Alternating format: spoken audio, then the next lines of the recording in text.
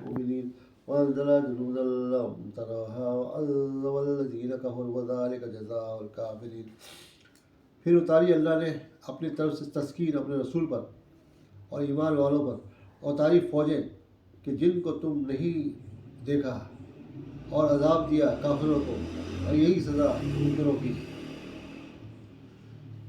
فتح مکہ کے بعد فوراً آپ کو اطلاع ملی کہ حوازن، ثقیف وغیرہ بہت سے قبائل عرب ایک لشکر جرات تیار کر کے بڑے ساز و سامان سے مسلمانوں پر حملہ کرنے کا ارادہ رکھے۔ یہ خبر پاتے ہی آپ نے 10,000 مہاجرین و انصار کی فوج گراں لے کر جو فتح مکہ کر کے مدینہ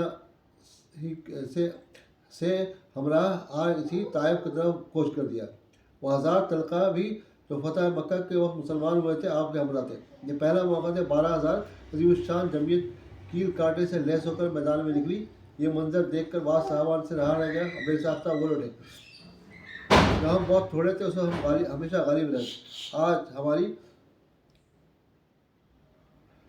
ہماری اتنی بڑی تعداد کسی سے مغلوب ہونے والی نہیں۔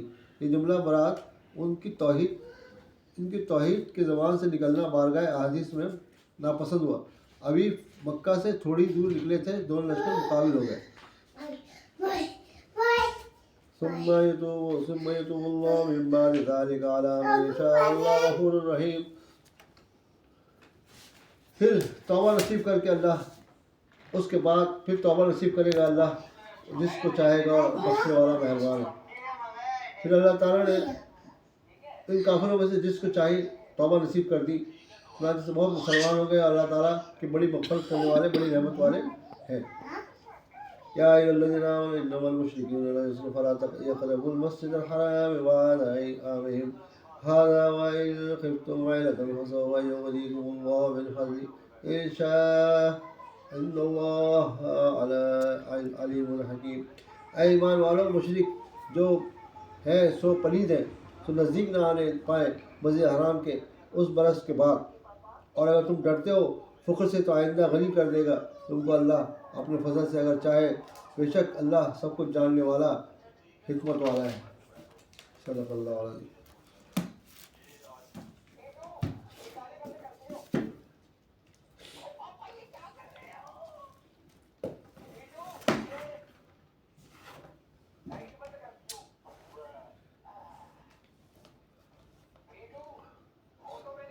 غرض دستور مذکور کے بنا پر سال کے 2 مرتبہ دیہات سے شہر عورتیں آیا کرتی تھیں، اور شرفائے شہر اپنے شیرخوار بچوں کو ان کو حوالے کر دیا کرتے تھے۔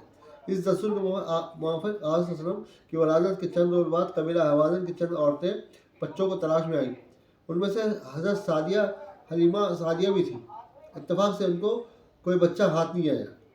آج صلی اللہ علیہ وسلم کی والدہ نے ان کو مقرر کرنا چاہا تو ان کا خیال آیا کہ یتیم بچے کو لے کر کیا کروں، لیکن خالی ہاتھ بھی نہ جا سکتی تھی، اس لیے حضرت آمنہ سے درخواست قبول کر لی اور آج صلی اللہ علیہ وسلم کو لے کر گئی۔ ان کے ایک صاحبزادی تھی جن کا نام شیوا تھا، ان کو آج صلی اللہ علیہ وسلم میں بہت انس تھا، وہی آپ کو کھلایا کرتی تھی۔ 2 برس کے بعد حلیمہ آپ کو مکہ میں لے آئی، آپ کی والدہ معزہ کے سپرد کیا۔ چونکہ اس زمانے میں مکہ میں وبا پھیلی ہوئی تھی، آپ کی والدہ نے فرمایا واپس لے جاؤ، چنانچہ دوبارہ گھر میں لے آئی۔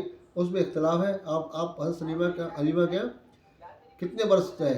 ابن اسحاق کے وثوق کے ساتھ 6 برس لکھا ہے۔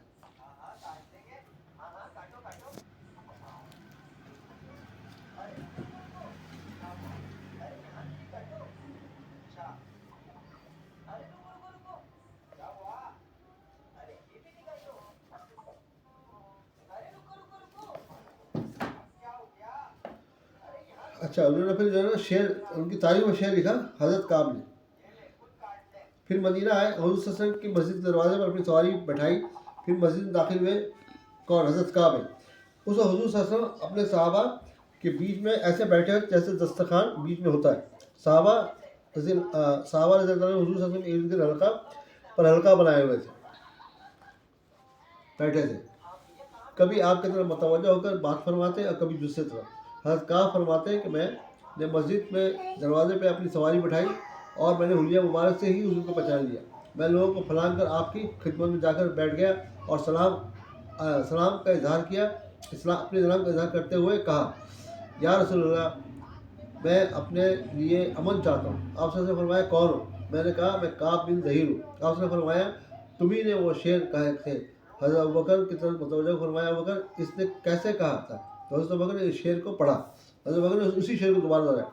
اور نے تمہیں ایک خراب پیالہ پلایا ہے. اس غلام یہ شعر دوبارہ پڑھا حضرت ابوبکر نے.